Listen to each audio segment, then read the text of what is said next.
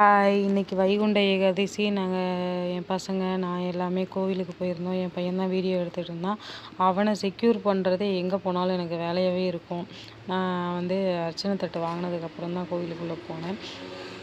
இது எந்த கோவில்னு பார்த்தீங்கன்னா தாரமங்கலத்தில் தான் இருக்குது. பத்திரகாளி அம்மன் கோவில். அப்போ ரொம்ப குட்டியாக சின்ன கோவிலாக தான் இது இருந்தது. இப்போ தான் அதுக்கப்புறம் தான் கொஞ்சம் விரிவுபடுத்தியிருக்காங்க. நல்லாவே இருந்துச்சு. ரொம்ப நாளாகவே நான் போகணுன்னு நினச்சிட்டே இருந்தேன். ஆனால் போகிறதுக்கு வாய்ப்பே கிடைச்சது கிடையாது. நான் போனால் கைலாசனார் கோவிலுக்கு போவேன், இல்லாட்டி கண்ணனூர் மாரியம்மன் கோவிலுக்கு போவேன்.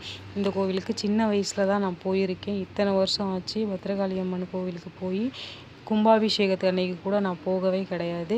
இன்றைக்கி தான் போயிருந்தேன். ஆனால் ரொம்ப சூப்பராக பண்ணியிருந்தாங்க கோவிலை. நல்லா விரிவுபடுத்தி அழகாக அதுக்கு பெயிண்டிங்லாம் பண்ணி முன்னாடி குதிரையெல்லாம் வச்சு ரொம்ப க்யூட்டாகவே இருந்தது. நல்லா அழகாக இருந்தது. நான் போனதில்லை, எப்போ பண்ணாங்கன்னு இந்த விஷயம் எனக்கு தெரில. பட் இப்போ மணியெல்லாம் அந்த மேலே அப்படியே இழுத்தா ஆடும்ல, அந்த மணியெல்லாம் போட்டிருந்தாங்க. என் பசங்க நல்லா நிமிர்ந்து பார்த்து அந்த மணியை பார்த்துட்டே இருந்தாங்க. நல்லா அழகாகவே இருந்தது. இதான் என்ட்ரன்ஸு. அப்புறம் நான் லாஸ்ட்டாக சாமி கும்பிட்டு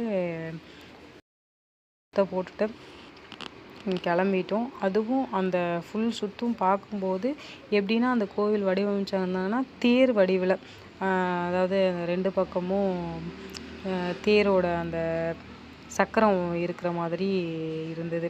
பாருங்கள், அடுத்த எண்ட்லேயுமே அந்த தேர் அந்த ரவுண்டு இருக்கும். இப்போ என் பிடிச்சிருக்கான் பாருங்கள். சூப்பராகவே இருந்தது அந்த கோவில். நான் ரொம்ப நாள் கழித்து போனதுனால எனக்கு கொஞ்சம் டிஃப்ரெண்ட்டாக தான் இருந்தது.